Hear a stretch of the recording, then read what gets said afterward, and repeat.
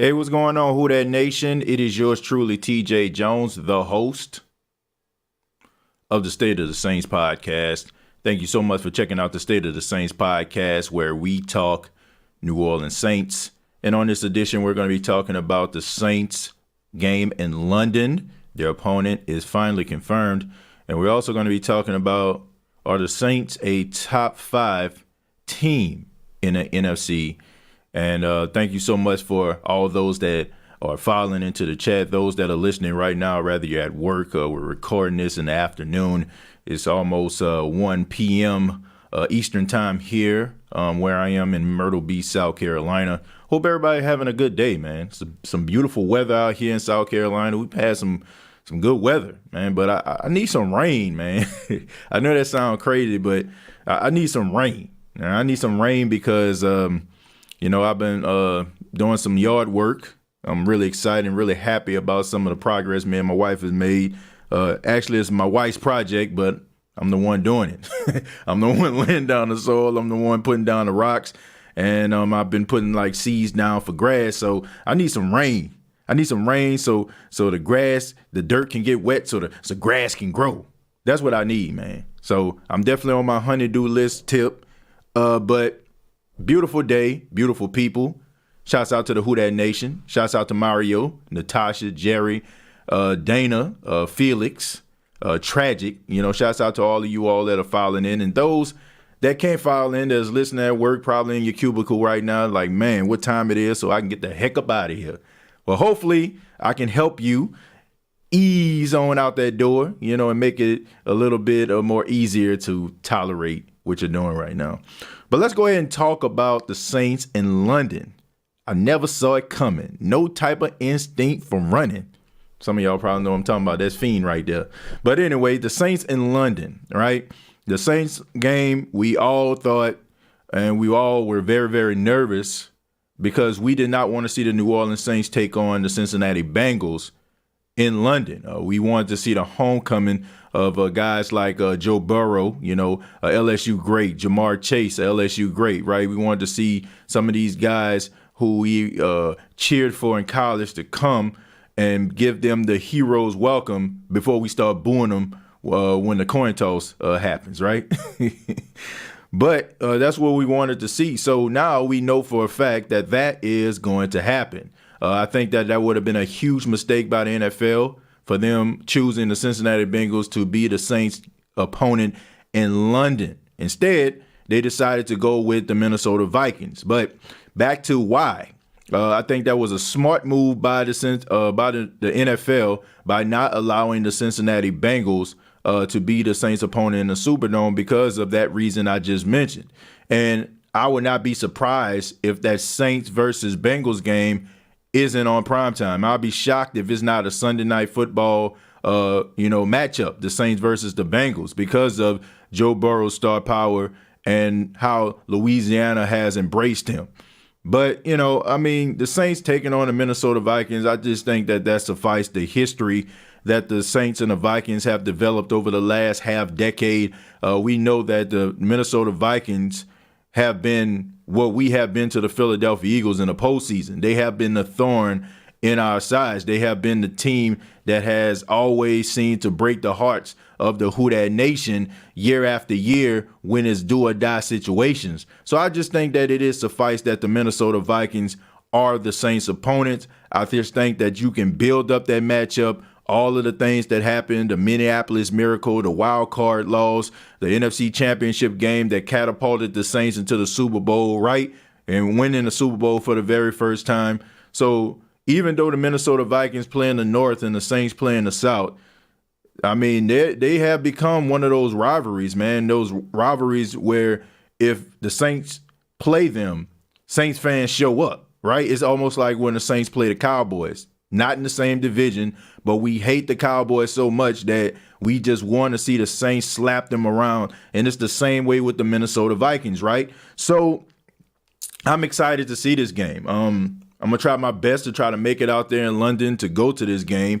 And I'm trying to convince my wife to go with me. I think that she would be excited at the fact of going somewhere that she's never been. She's never been to London. And my wife, Man, she's a worldwide traveler, man. She's been some everywhere. She's been to Cuba when they opened up their borders. She's been to Dubai. She's been to Mexico, man. She's been to, I think she's going to Chile this year on her girls trip.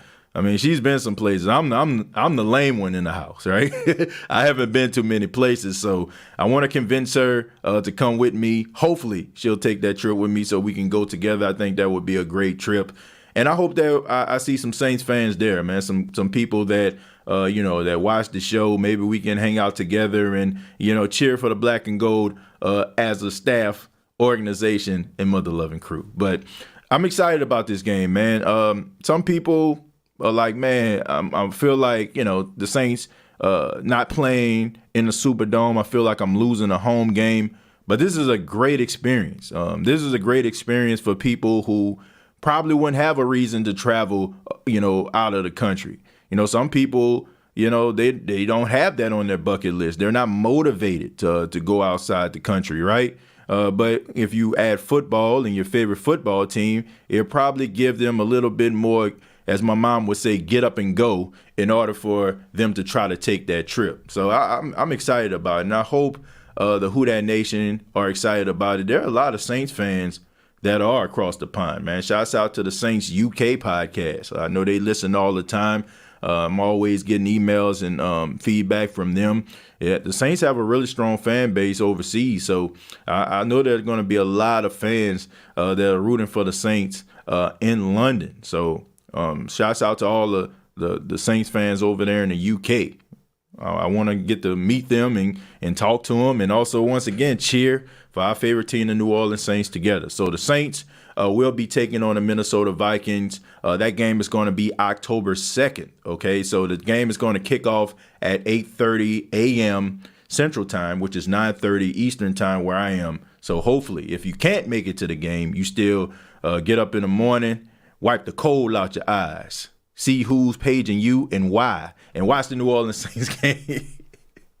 All right, so let's go ahead and go to the comments, and then we'll talk about our second subject. Okay, we're going to start with Adam. Adam says, great choice for an opponent to play in London. Yes, it is. Like I said, the storyline creates itself. Saints versus Vikings. Saints back in 2009, right? Knocked off the Minnesota Vikings. Garrett Hartley, 40-yard field goal, put the Saints in the Super Bowl, right? 2017, the Minneapolis Miracle. Right, Minneapolis Miracle, 10 seconds left. Stephon Diggs, breaks a tackle, or a whiff tackle by Marcus Williams in order for Stephon Diggs to score.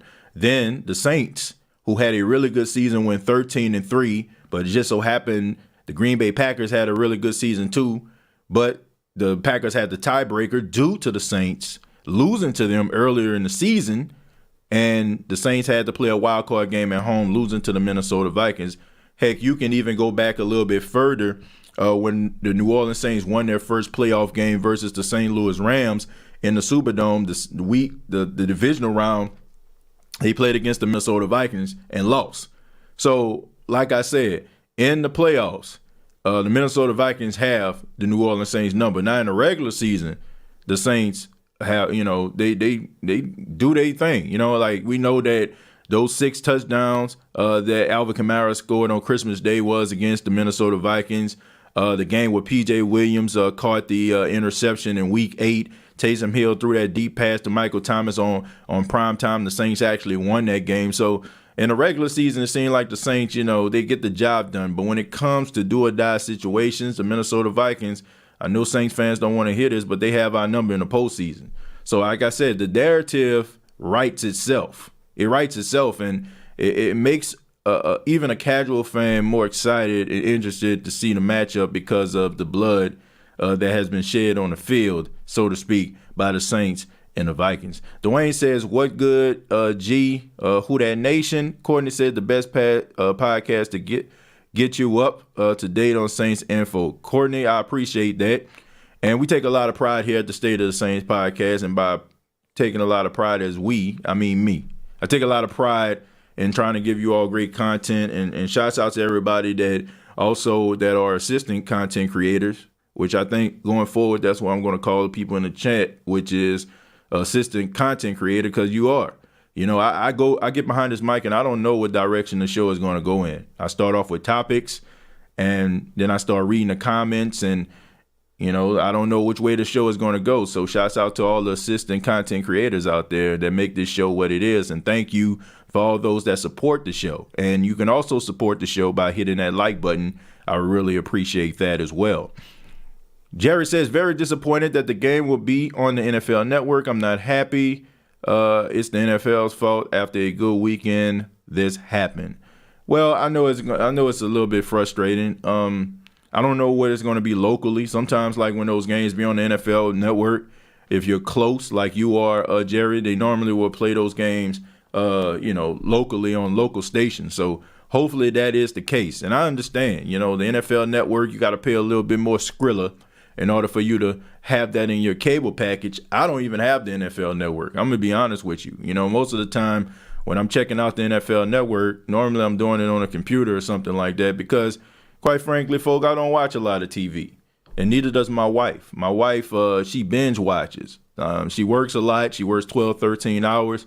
Some of y'all may know, she's a nurse. But on her off days, she tries to binge watch. She likes shows like Real Housewives, the Huntsville reality show, like Married at First Sight. Those are the type of shows she kind of binge watches. So I don't really watch a lot of television, and neither does she. Of course, I'm a sports podcaster and a broadcaster, so of course I got to keep up to date with sports, but that's what articles are for.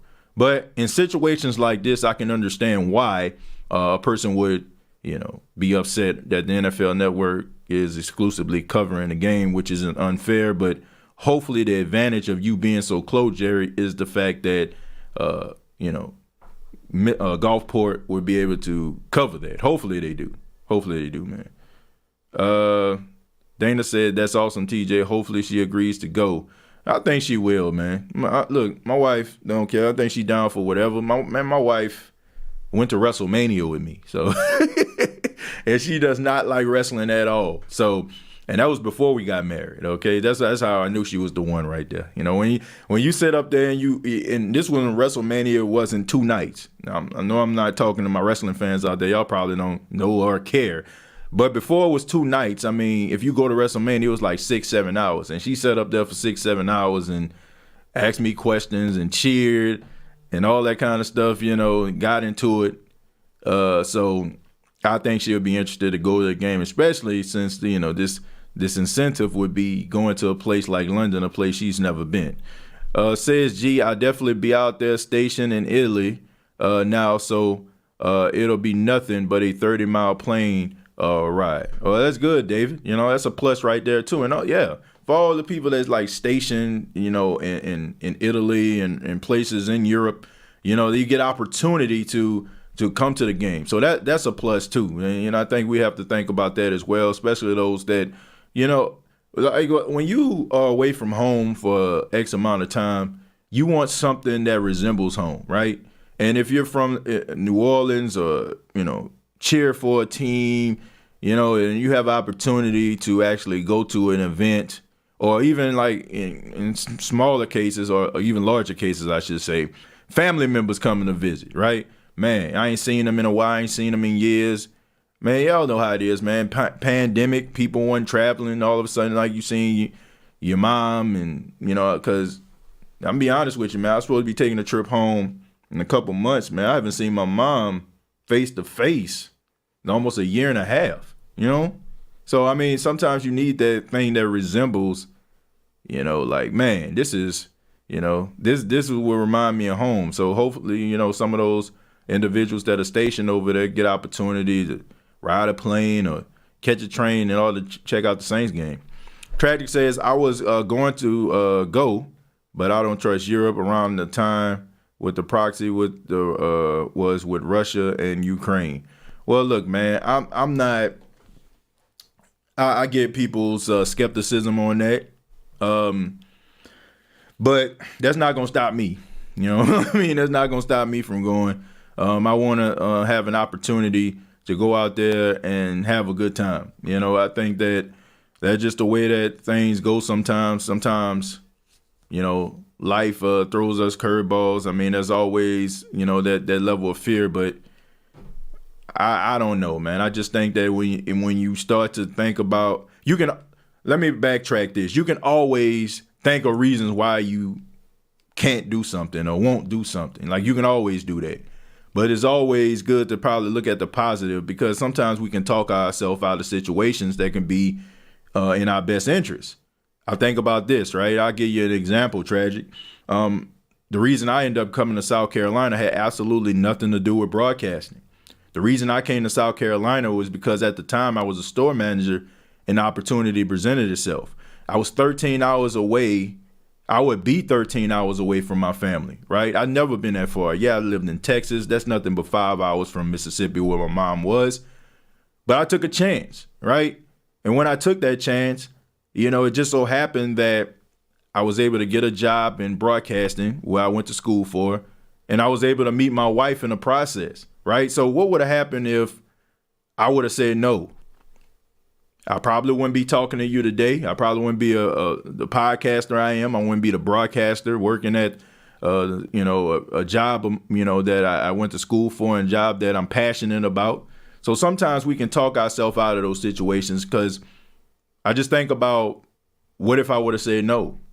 Now, I know that's probably on a larger scale. Like, man, nothing. This is just a Saints game, right? But I mean, that's just the way I see it. Like, if we can always find reasons why we won't do something, you know what I'm saying? Like, if we really tried.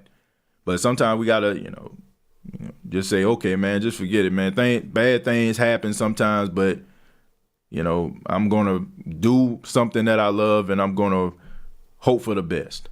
Ernest says, I will be at the game again, and y'all should go also. Ernest, I agree.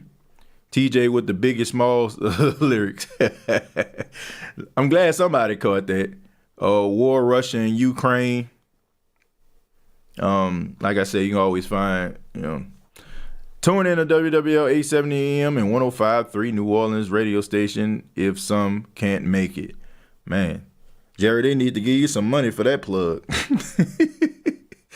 Call up Kristen Garrett and Mike DeTillier and tell them, man, they need to give y'all some money. Shouts out to Stevie Geller, who's the station manager over there. Still hurts. Bad coaching helped on that play. All right, let me stroll down a little bit, because I think we reached that part when I was talking about the rivalry. So I'm going to stroll down just a tad bit, folks. If you don't hear your comment read, feel free to copy and paste. Ernest says, then Coach Payton should have had 2 players online and all fast people guarding the end zone. Okay. I don't know. I mean, hindsight is 2020. Nobody expected for Marcus Williams to miss that tackle. Neither did Marcus Williams. Your wife sounds like my wife. Same shows.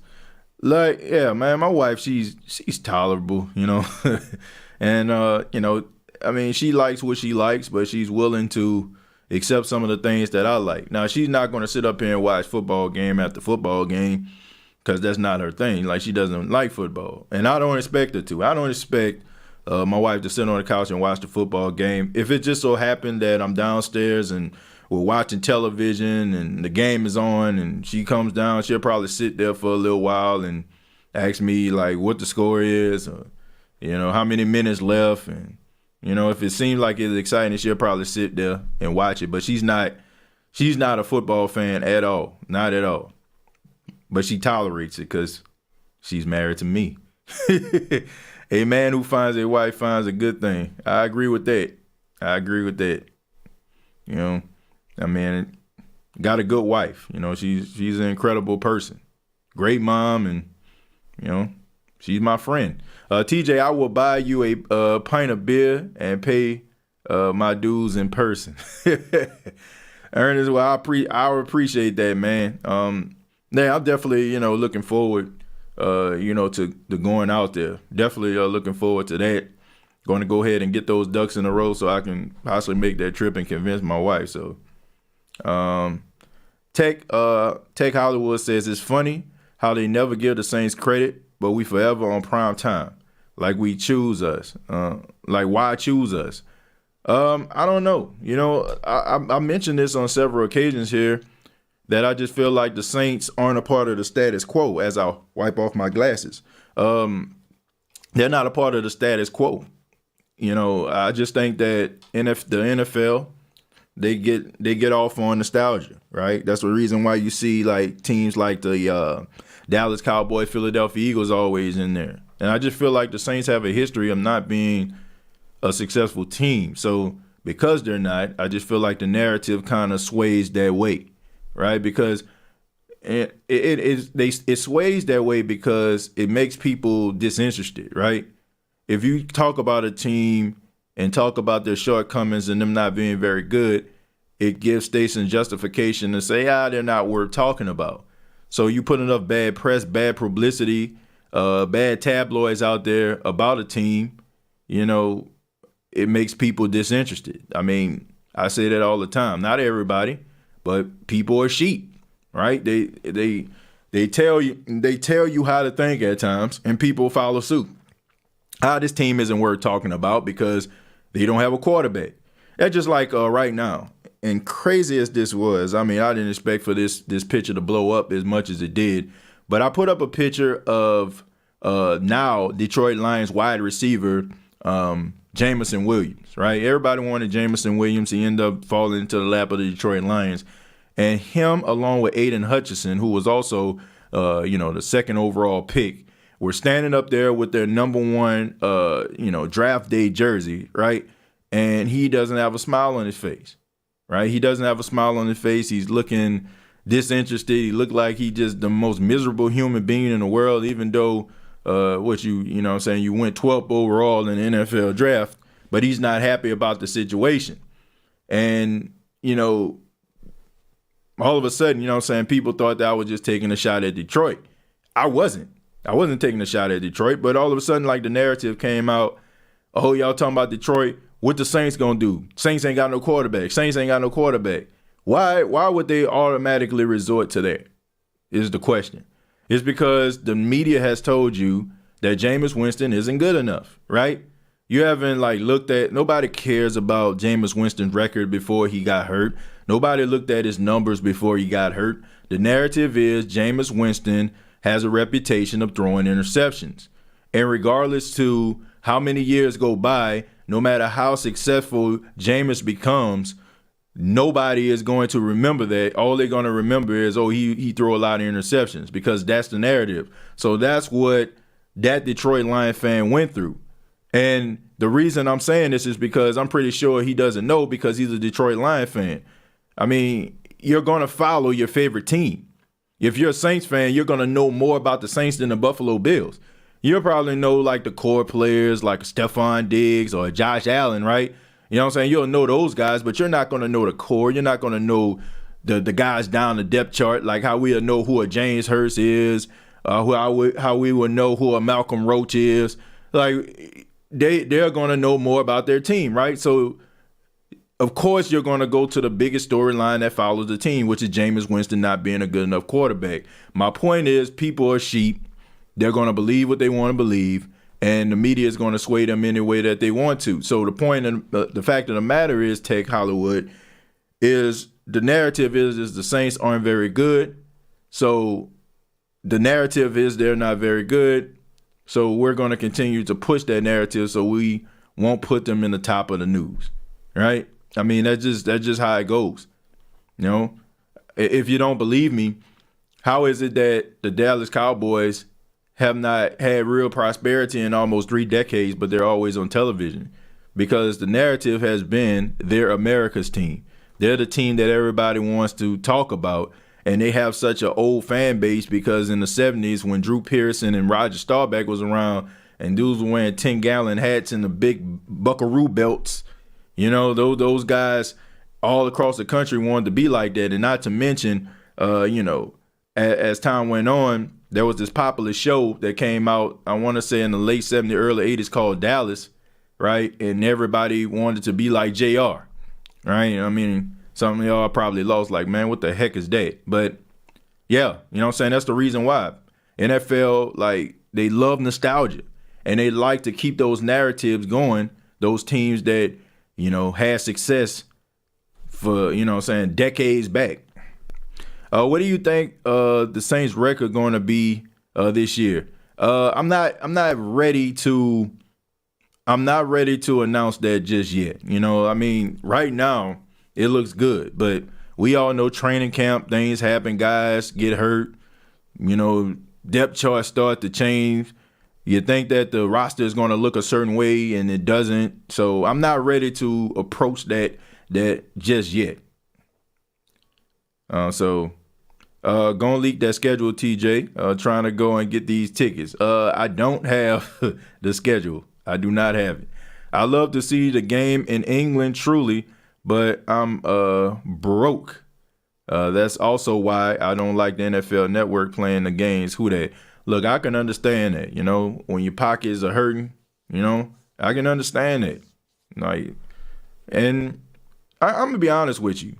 I like watching games at home more so than going to the game. That may sound crazy, but I mean, maybe it's just the broadcaster in me. I just love the commentary. I like great commentary, how it builds from the first to the fourth quarter. I like that. You know, I mean, I like the atmosphere when the team is winning, but I prefer to watch it at home. I'm just being real. Panthers fans saying the Panthers will run the NFC South. I don't even know why we're entertaining that. They still have a lot of work to do over there. Still got a lot of work to do.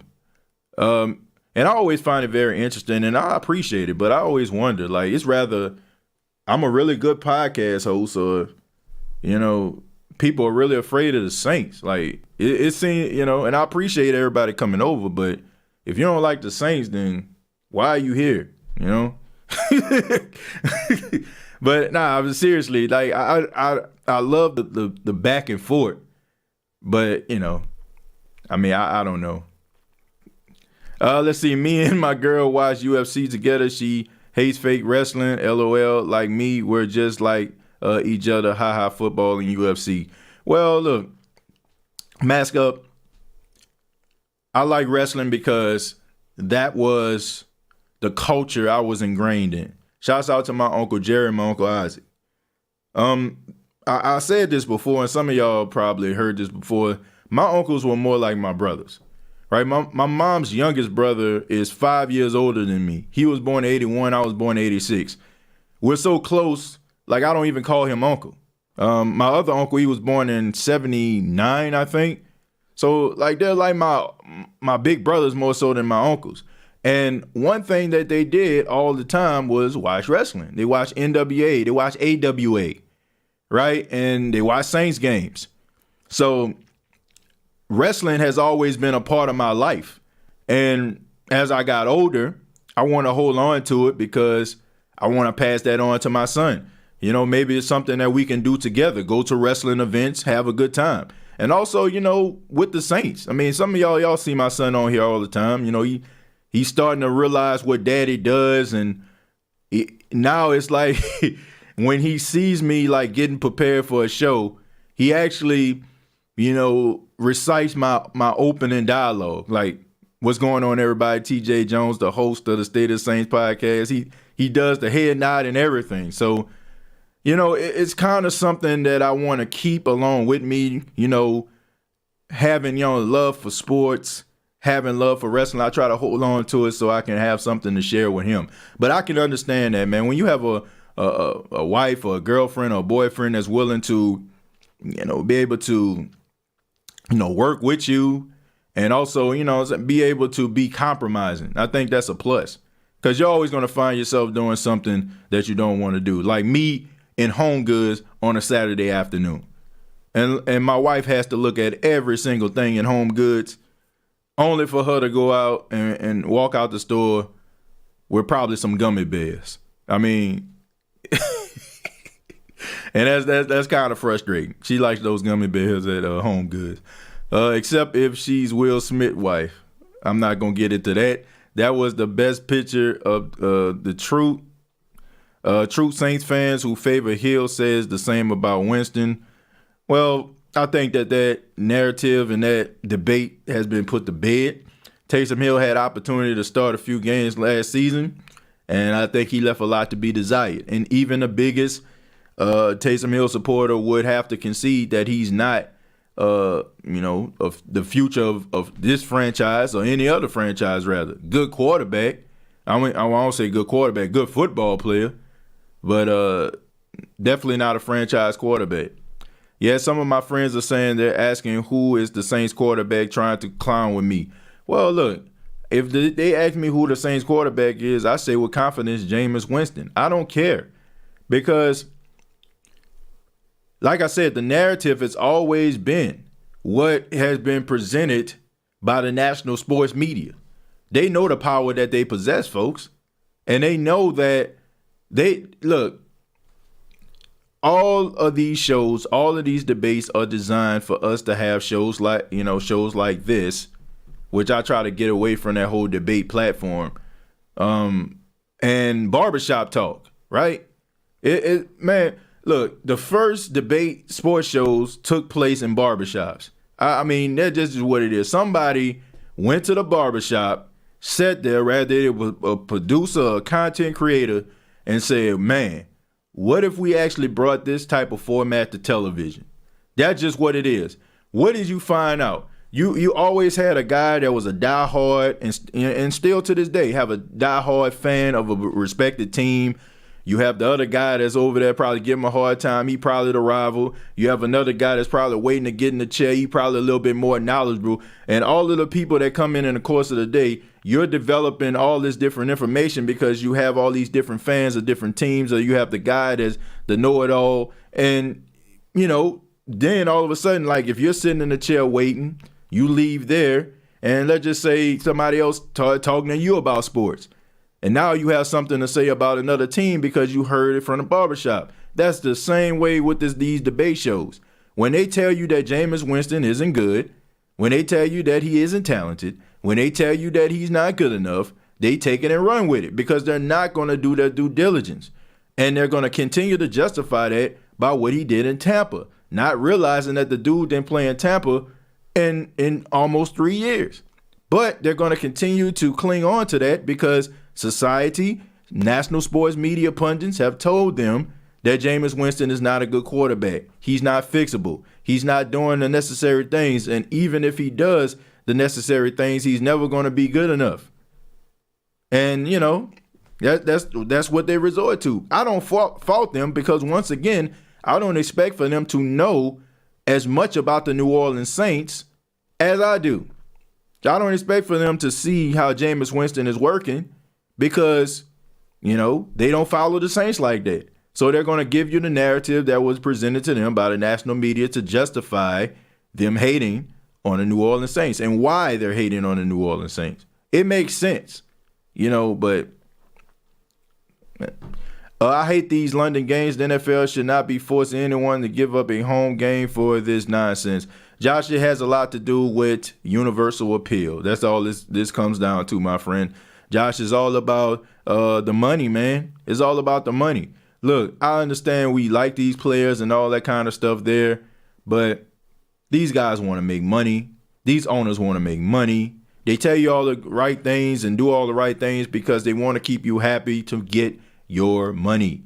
They're taking this product overseas because they want to make money. They want to tap into a base that is, large, and it can be very lucrative to them. That's just what it is. It's just about the fat cats trying to get even fatter. So that's the reason why they went from having one game in London to 2 games in London to 3 games in London. And I'm pretty sure it's going to come a time, probably, they're going to get more games than that. And it would not even surprise me if they, one, try to bring back NFL Europe, or they try to bring, they try to get a team over there across the pond. Would not surprise me at all, right? Because they're trying to tap into that base because there's money over there. And look, Wembley Stadium, man, between like the soccer games, the boxing, the UFC fights, there's a lot of money over there. And they love sports. They love sports just as much as us. They're more of footballers, as they call it. We call it soccer. They're more, favorable of that. But there's a lot of money to be made across the pond, and the NFL knows that. David Jones says, if you're not in tune with this team, I wouldn't expect for anyone to understand the depth. David, that's right. And that's the reason why I don't understand like why some Saints fans just get hella upset about people talking about the team. They don't know this team as much. They don't know about this team as much as you do. And you need to understand that. So I don't even let it get to me. It's such light jabs that can be justified, but I don't even waste my time because I know you don't follow the team like that. If you're a diehard Saints fan or a sports fan, if you're a diehard sports fan, rather, I can understand and I can have a conversation with you. But for the most part, you have not all, Tampa Bay or Falcon or Panthers fans, not all of them are like ignorant of what's going on with the New Orleans Saints. But, the things that they use to try to discredit the New Orleans Saints are just stuff that just doesn't make much sense. That it can easily be absolved by stats, and all different type of things that you can put together. It's just lazy commentary on their end. Mario says, hit that like button. I agree. Please hit that like button if you enjoyed the State of the Saints podcast. You need rain, get a hose and sprinkler. Tig, I actually have that. I have an irrigation system. I have one that, comes on at certain times. But it's nothing like rain, like I set my sprinkler and, for 3 times a day. But at the same time, around this time, it's 12 o'clock, hot. This the South. Dirt dry up. So, but nothing is like rain, right? And it rains for a couple hours. Really get that soil nice and damp, so that that grass and those flowers can bloom. Josh says, "Me too, TJ. Tickets are $800 for a round trip. That ain't bad. That ain't bad at all. That's pretty doggone good if you ask me. A trip to Europe, round trip for $800. Now you can't beat that with a stick. Me too, TJ. The hell with being picked and tight with 500,000 other people. I'll watch at home. Yeah, man. I love people. I love interacting with people. Don't get me wrong. But I don't know. I just like watching on television. I just think television gives you a really great experience. Like, for example, I'm using a lot of examples today, but hey, I went to WrestleMania, back to with me and my wife. And I have a funny story about WrestleMania. I have to tell y'all one day about how I ended up losing my keys in the Superdome.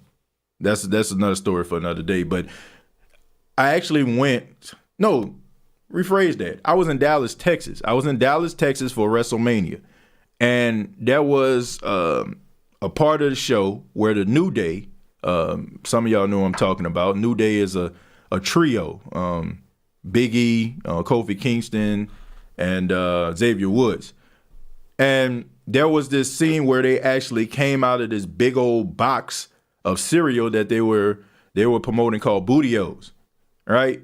And you can actually see them like run, from the back to hop into this huge box, when it falls, right? Like it falls to the ground.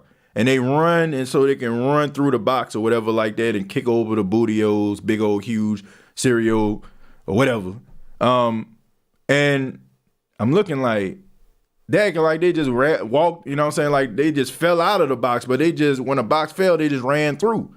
Now, when I was able to watch it at home, the production made it seem like they fell out of the box, instead of them running from the back and running into a falling box. You know what I'm saying? I just feel like some production things that happen behind the scenes makes the experience at home better than it is, when you're actually watching it. When you can see all the things kind of, go into action. When you can actually see the guy hiding underneath the ring because he's going to have to pop out at the end of a main event or something like that versus I didn't expect to see that at home, I just feel like there's a difference, but being in the game, it can be exciting. Josh said, take some calls tonight. I want you to do a call-in episode about Trevor Penning. Okay, I can't promise I'll do it tonight. But I'll make sure the next live show I'll make sure I take calls. I'll make sure I do that. BNG Breakdown Podcast, Aaron. Shouts out to Aaron. Hey y'all, any chance we sign Juice? I think there's a strong chance that the Saints can get him. Look,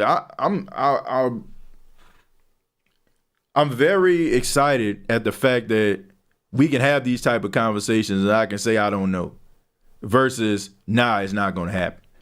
Because Sean Payton is a different beast. You know, that Sean Payton wants his guys. I feel like Sean Payton just loves projects. He likes to build guys. You know how they have that store for the kids called Build-A-Bear? I think that Sean Payton has a shop called Build-A-Player. Like, I just think that he takes a lot of pride in building up those players and making them what they want them to be versus them already coming in as being a dominant potential beast. But I take a lot of pride now and excitement, and I have a lot of excitement about the fact that I don't know. And I can say there's a possibility that can happen based on how the Saints have approached this offseason.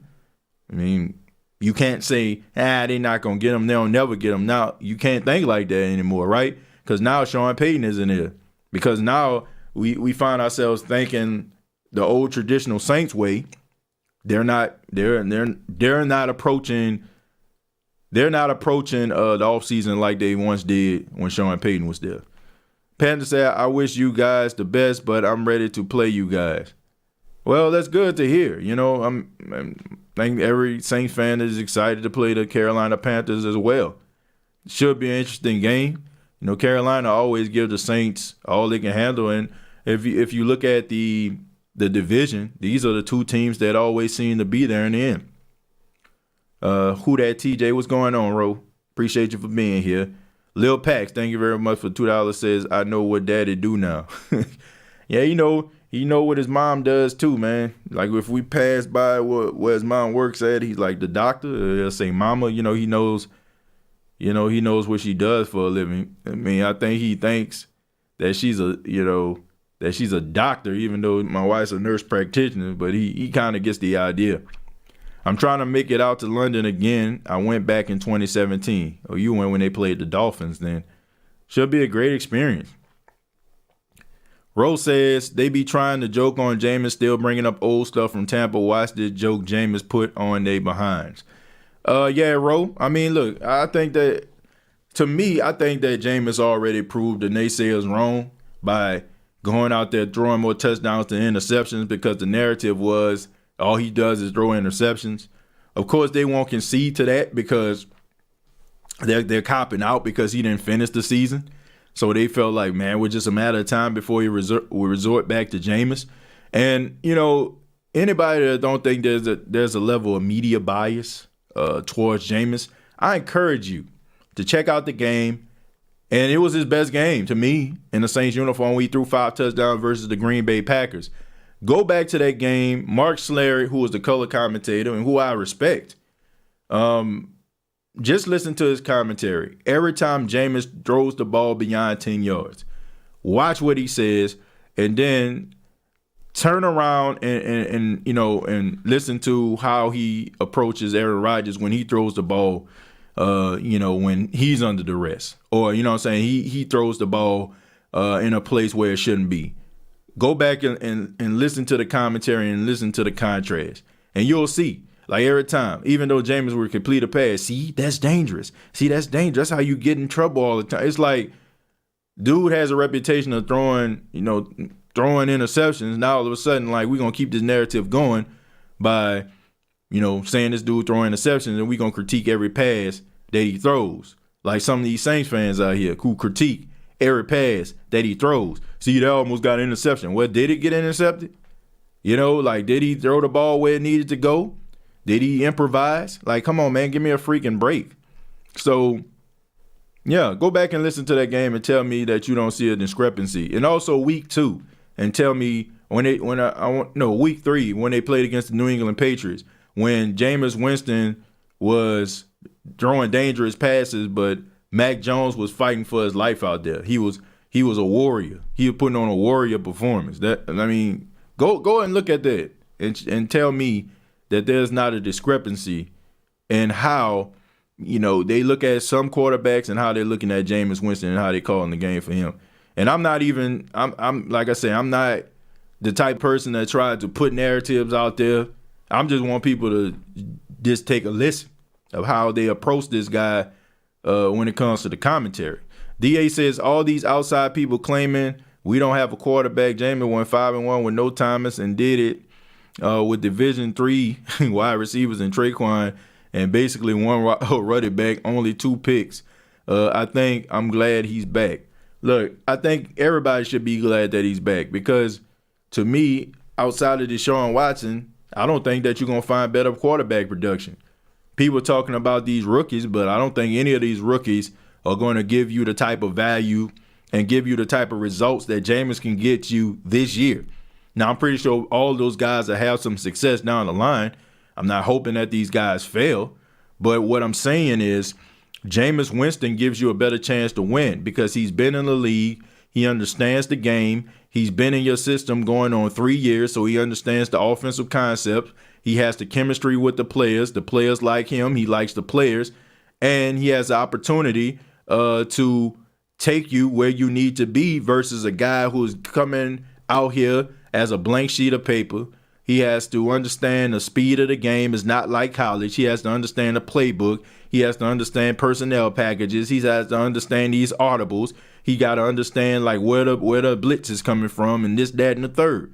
So I don't understand how anybody could want something else, especially what you've seen this dude actually building on. And I really, in a Saints uniform, I don't understand how anybody can even think that this guy doesn't have the potential to take you where you need to be. I don't. Like, if you're looking at it just on what he has done in the Saints uniform, I think that it's something that you can build on. Now, if you're looking back at his resume and, and back in, when he was in Tampa the last time he was there, then of course you're going to find something wrong with him because you want to find something wrong with him because you don't want him to be here. You mean y'all have a few months because y'all aren't ready for what's about to occur. Yeah, man, let me go ahead. That leads us to our next point. But I do want to thank the fine folks at Manscaped.com. I got to mention the sponsor, Manscaped.com, the official sponsor of the State of the Saints podcast. Use the promo code State of Saints. Save 20% off of your purchase. Shouts out to everybody that use Manscaped products and use that promo code. And also, subscribe to the channel if you have not already. This is a New Orleans Saints podcast channel. We talk New Orleans Saints. We talk life. We talk about anything, man. This is a rapid fire podcast. So if you're into that type of stuff, you're into, interactions, hosts, listener interaction, this is the show for you. And if you love the New Orleans Saints, this is definitely the show for you. All right. So let's get back into it. But speaking of what's about to occur, there's this great debate that's going around the NFC saying who's the best team in the NFC. Of course, you have some of these debate shows talking about it, First Take and Undisputed, and some of these other media pundits, CBS Sports. Shouts out to my guy B-Mac over there. And, everybody's talking about who's going to be the best team in the NFC. Of course, you have to concede to the Los Angeles Rams due to the fact that they won the Super Bowl and they had a really good team. And for some apparent reason, they always seem to get the best players. I mean, I just don't understand. How is it that Los Angeles always finds themselves not via free agency, but always through a trade, always getting some of the top players in the league? I'm very skeptical about that. Something is wrong there, okay? I don't know what it is, but I don't know if they playing with a different set of money or I don't know what's going on, but they always seem to find top-notch, all-pro talent at all levels. Rather it's the Chargers or the Rams. I mean, Khalil Mack, you fall into your lap. Aaron Donald, you drafted him, fall into your lap. Jalen Ramsey fell into your lap. Brandon Cooks fell into your lap. Like all these different guys, falling into the lap of these Los Angeles teams could have something to do with them trying to build up that fan base. I'll let y'all decide. But anyway, I have to say the Rams, I give them the notch because they're they're the Super Bowl champions. But then, you have guys like Stephen A. Smith, who should just retire from talking about football altogether, talking about how he'll put Green Bay ahead of the Saints and how he will put the 49ers ahead of the Saints. How can and basically what made this has absolutely nothing to do with this year, right? All of his information, his knowledge, all that kind of stuff had everything to do with last year. The only problem is the teams that you're putting in front of the New Orleans Saints, the Saints beat them.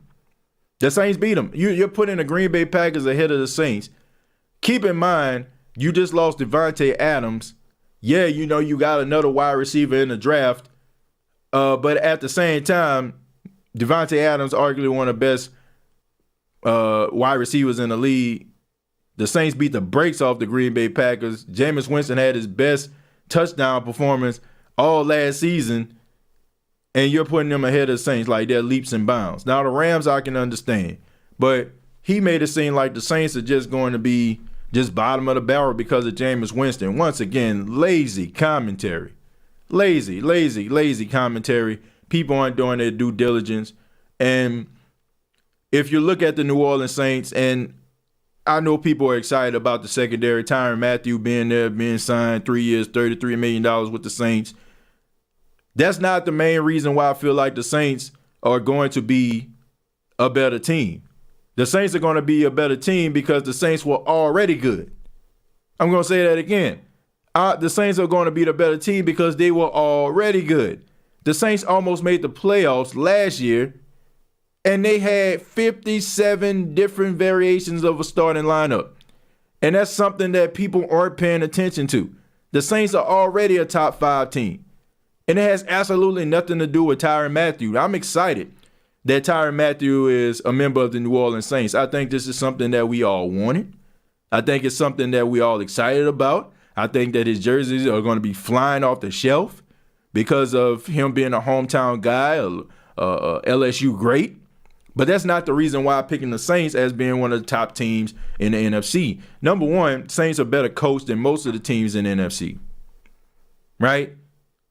You'll put Tampa Bay up there, but Tampa has lost to the Saints 4 out of the last 5 times they played them.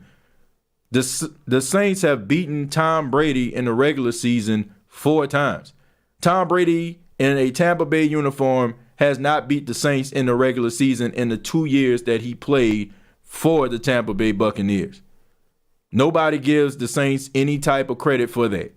They beat the brakes off the Green Bay Packers, but nobody's giving them credit for that.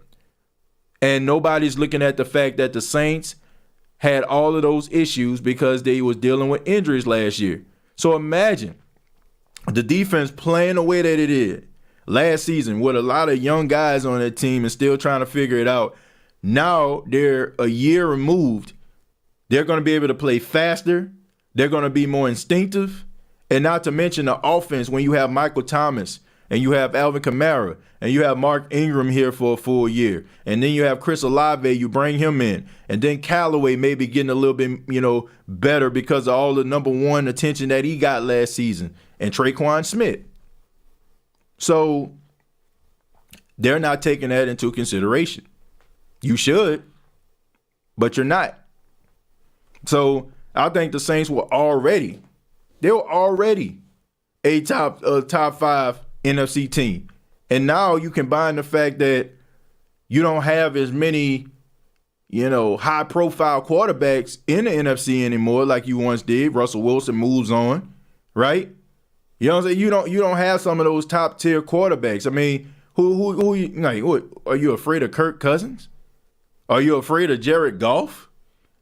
Seriously, I mean, honestly, are you afraid of Sam Darnold? Are you afraid of Marcus Mariota? Are you afraid of Dak Prescott? Are you afraid of Jalen Hurts? Even though Jalen Hurts has really put some boots into the Saints, but still, I mean, he doesn't strike fear into my heart. So why would you do that? I mean, for the exception of maybe Tom Brady and Aaron Rodgers, the NFC is pretty average at the quarterback position. So How is it that you can't put the Saints in that position? All the Saints have to do is try to hopefully try to build off the defense that they built last season, which I think that they will, and try to put pieces around Jameis Winston in order for them to stay consistent offensively. If you do that, I think you'll be okay. So I think that the Saints were a top 5 team because they were a top 5 team last year, and it has absolutely nothing to do with Tyrann Mathieu. Once again, I'm excited he's here, but I don't think the narrative is, the Saints are better because Tyrann Mathieu got here, so now all of a sudden, like, they're the greatest thing since sliced toast bread. Saints already were good. Saints would, and I'm going to be real, I really feel confidently that even if the Saints didn't sign Tyrann Mathieu, they still would be one of the best teams in the NFC. The good thing about this is our defense is so good that our kicker is coming back and our punter is so good. We will always have good field position for the offense. No cap, no filter. Hopefully that stays the case.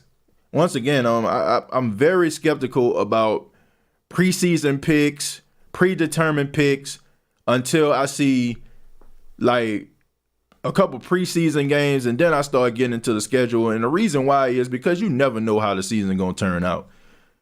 This isn't Madden with the injuries turned off, right?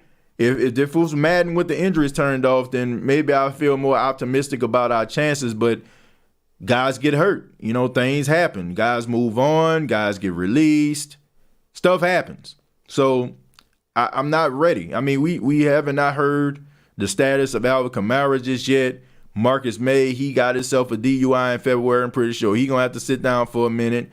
Guys like, Deontay Hardy, he's great, but he gets hurt. Jameis Winston coming off ACL injury. Hope, he stays upright. Mark Ingram, great running back for the New Orleans Saints, but up there in age, getting hurt.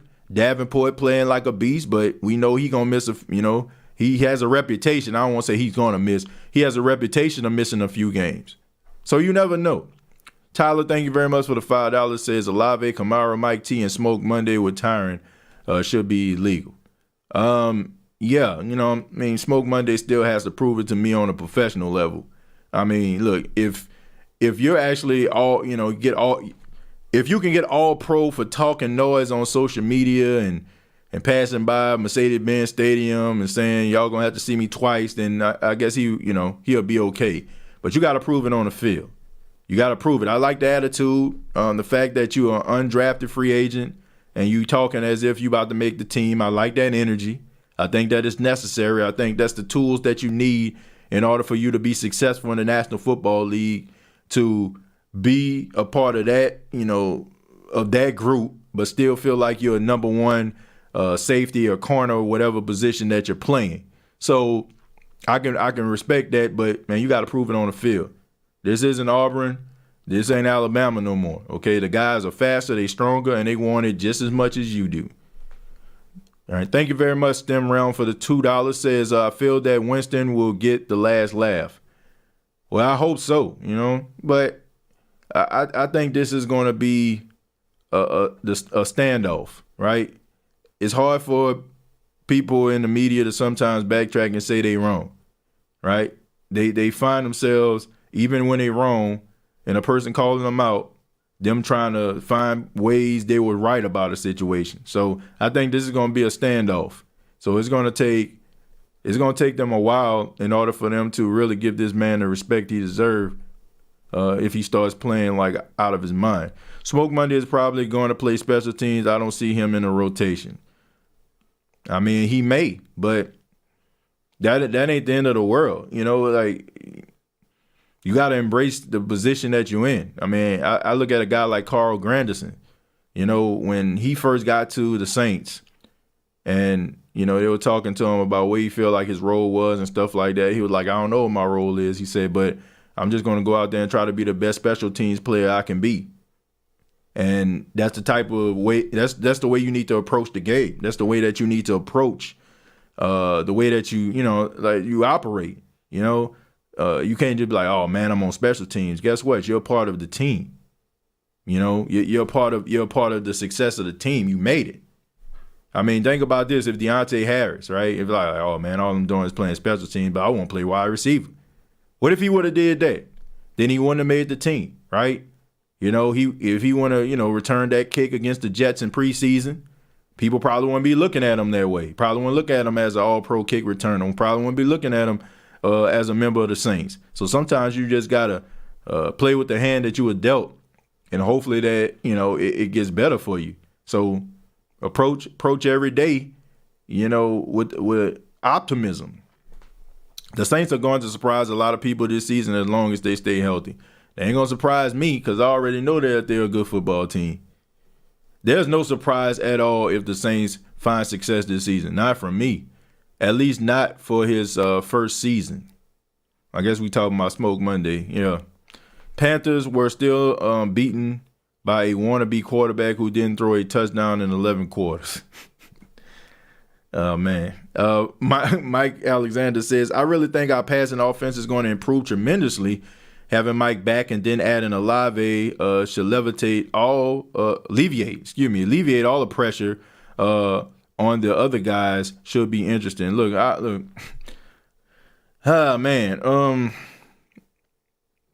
I don't trust this wide receiver group outside of Michael Thomas and Chris Olave. That includes Callaway. That includes Traquan. I trust that Hardy a little bit more than some of those guys. But if anything, last year showed me that these dudes don't show up. Now, they can change my mind, of course, like by going out there, being productive, handling their business on the field. But I don't trust those guys because when we needed a play, in the first 3 quarters of a game, those guys were nowhere to be found. 1, 2 catches in between, right? It was like the Loch Ness Monster or Bigfoot sighting. Every now and then somebody say that they showed up and they saw him. That's the way that the wide receiver group was, right? I mean, it got so boring. If I wasn't a Saint fan, I would have been cut the TV off. Offense was so boring and vanilla. Honestly, you can serve it at a 2-year-old birthday party. Seriously, it was that bad. Throw the football to them. They dropping passes wide open.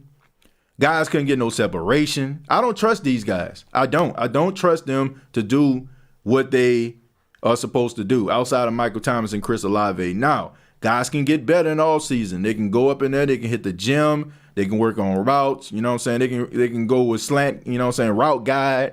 They can hit him up, have him out there, making them do some routes, to help them. But at the end of the day, I don't trust this, man. I don't trust this, and I need to see it.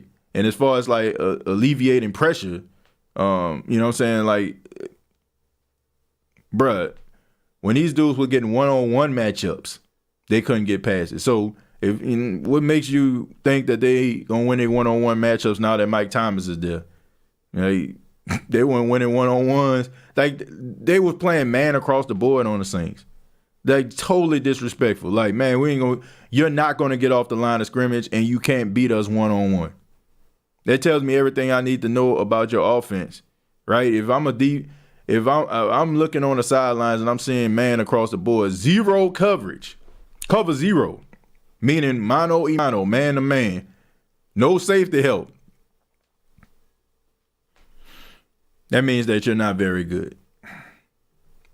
Is Marcus better than a Reader? Or Mucus better than Reader? I'm not sure what we're talking about there. Alpha Sports says you guys are a solid team, but we are too. It's going to be a good year for both teams. Yeah, I think the Carolina Panthers are a solid team. I think that it all comes down to the coaching, right? Who is the better coach? Who is the better decision maker?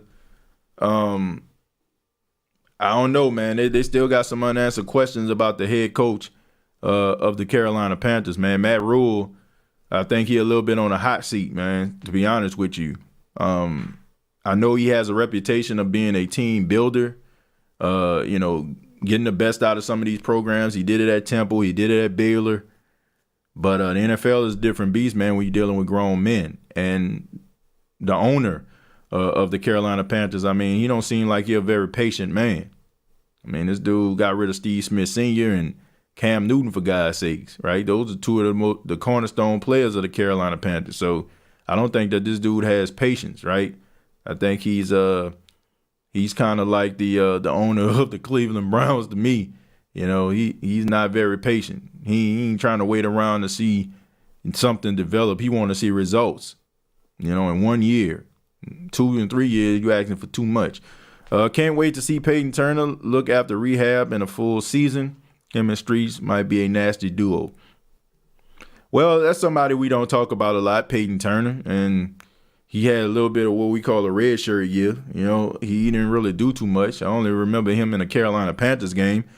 But look, I expect for him to be better. I expect for him to put on a little bit more muscle. I expect for him to work with the strength and conditioning coach, and be a better player and be one of those cogs on the wheel that is the Saints defensive front.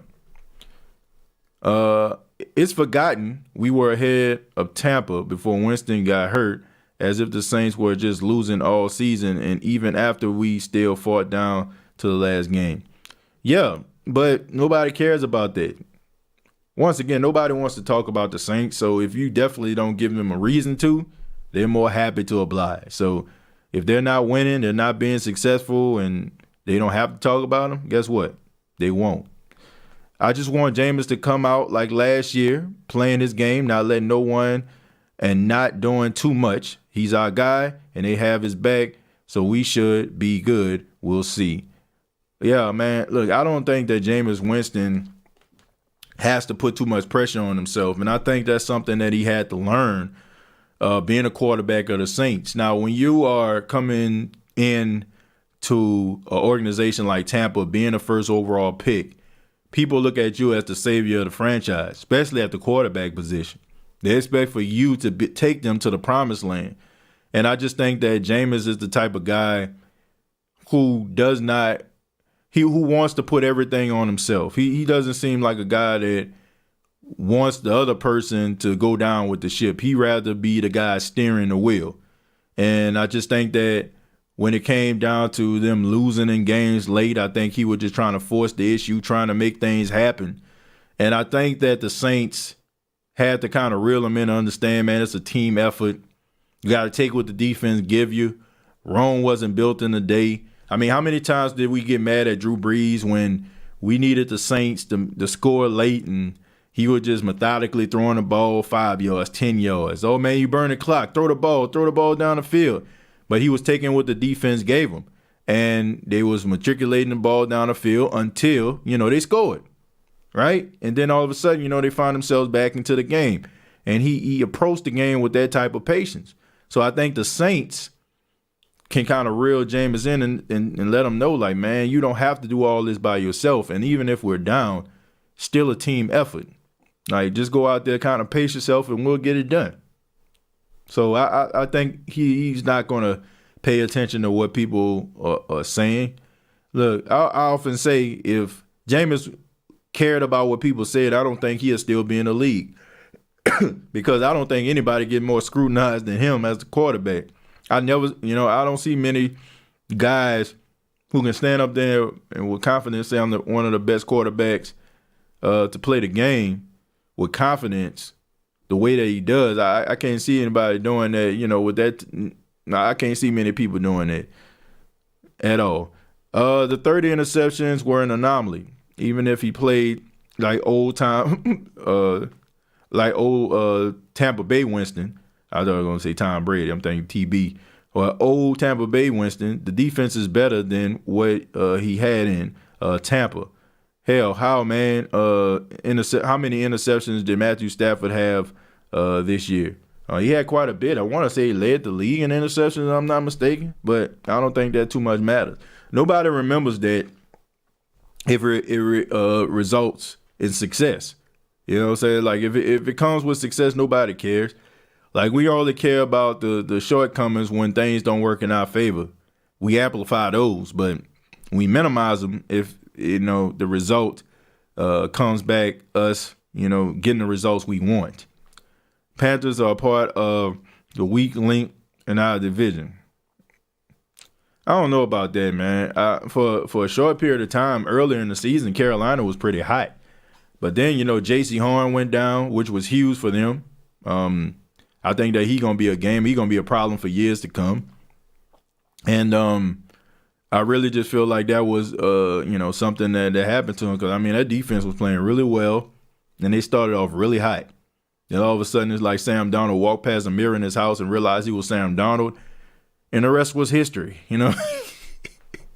Deep threats, intermediate threats, screen threats, athletic offensive linemen, run game, and a defense. No leash. Jameis has all the tools to thrive this year. We can truly elevate him this year. Well, he has to elevate himself because they're giving him the weapons. But, you got to also understand what Jameis' strengths and weaknesses are, be able to utilize what he's good at and apply it to the field. I'm going to take a few more, and then we're going to go ahead and get up out of here, folks. Thank you all for tuning in. Hunter says, did you see where your two JSU Tigers, C.J. Holmes and Kylan Ritchie, received Saints rookie minicamp invites? Yeah, I saw that, and I'm extremely happy and extremely proud of those two guys, and also Houston, man. Houston going to the Lions. I'm excited about that, too.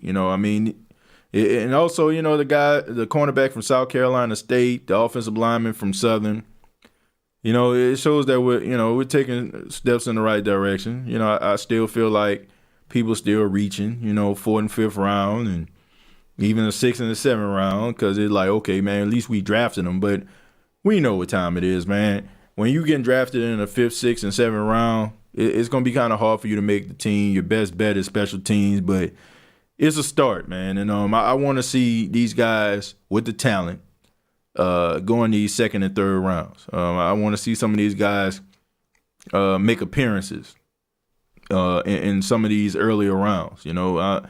I can't remember the last time I seen like a first round pick coming up out of a HBCU. Been a hot minute, right? I mean, so I want to see better draft positioning, but I am excited about seeing C.J. Holmes and Kylan Ritchie get those invites. It might be a long shot for them to make the team, but at least those guys get an opportunity to try to fulfill their dreams. Panthers were not the number 3 defense. Defense is based on scoring, not yards.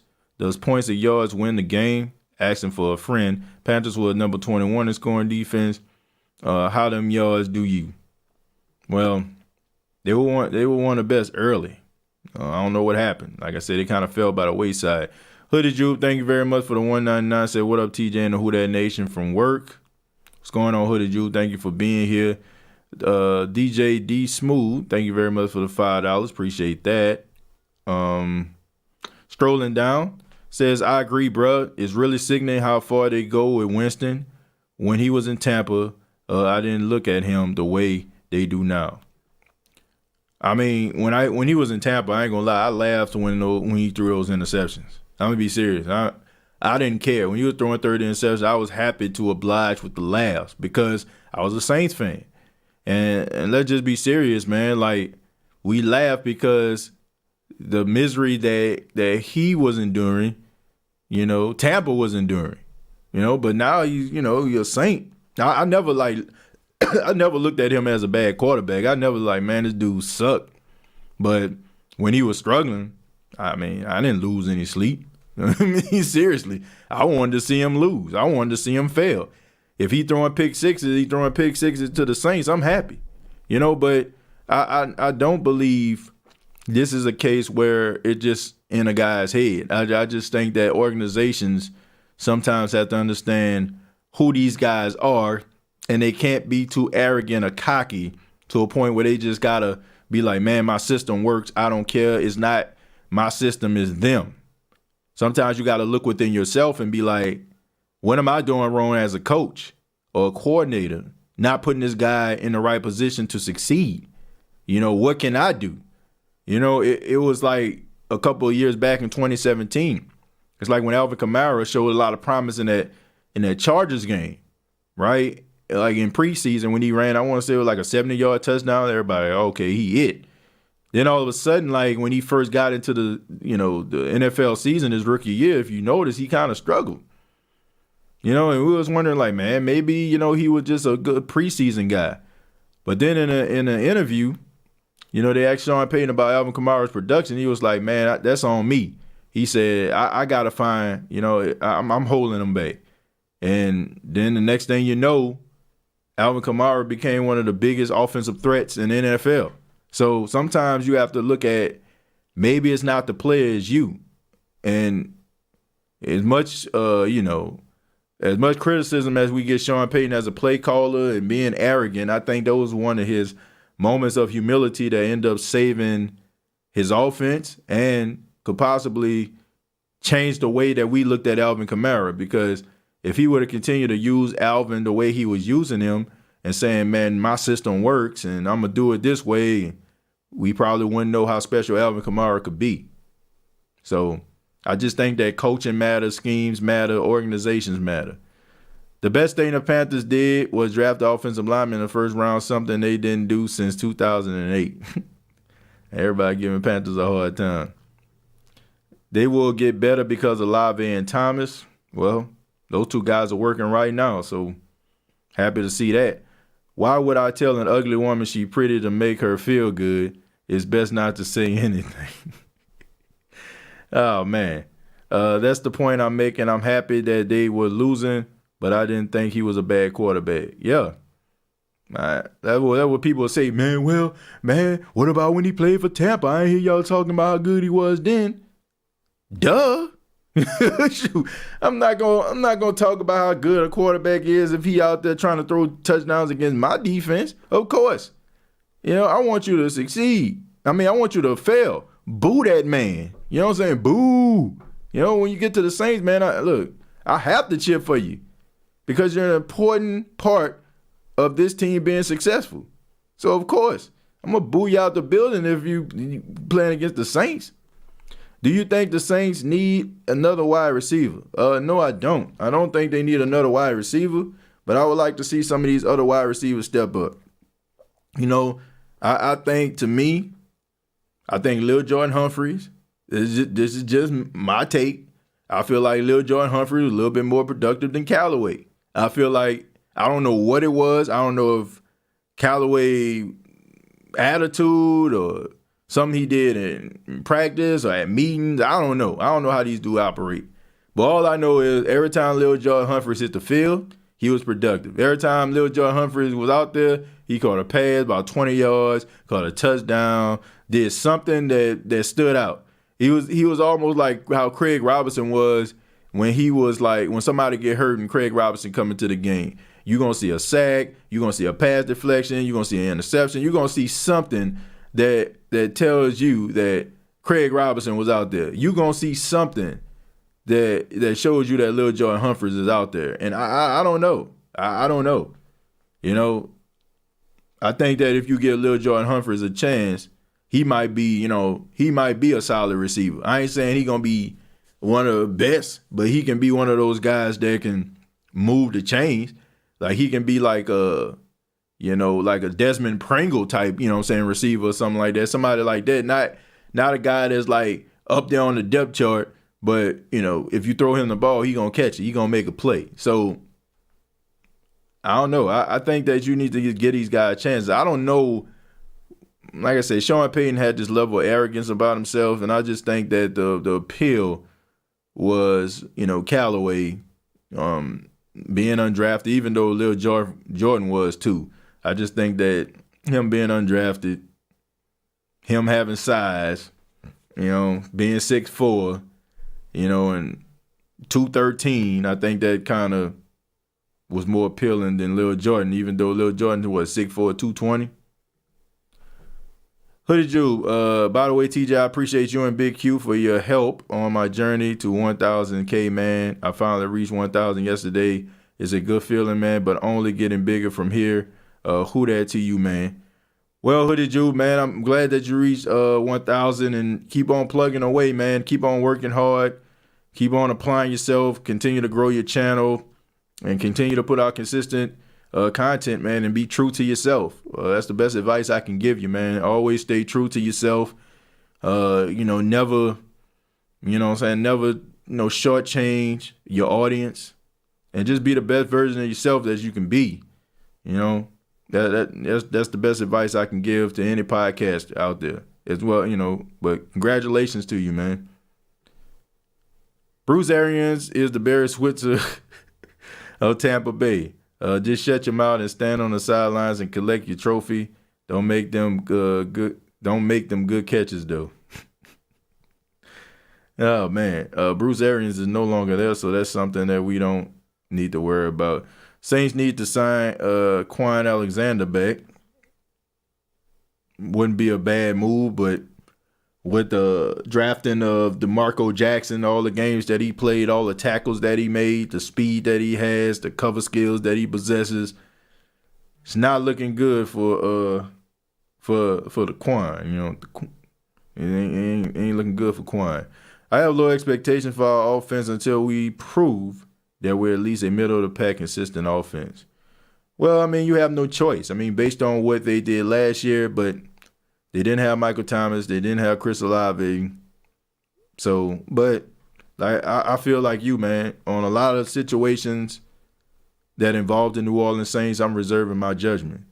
And finally, we'll end with No Cap, No Filter. Says, the only thing I want the Saints to do is sign another wide receiver and linebacker for depth purposes at the right price. A solid wide receiver, 2 or 3 guy, and Quan. Wouldn't mind them going after Foles as well, and he competes for a backup spot. Well, look, backup spot goes to Andy Dalton. This man money is guaranteed, so you ain't about to waste money, on trying to get a guy like Nick Foles. That's just not going to happen, folks. It is what it is.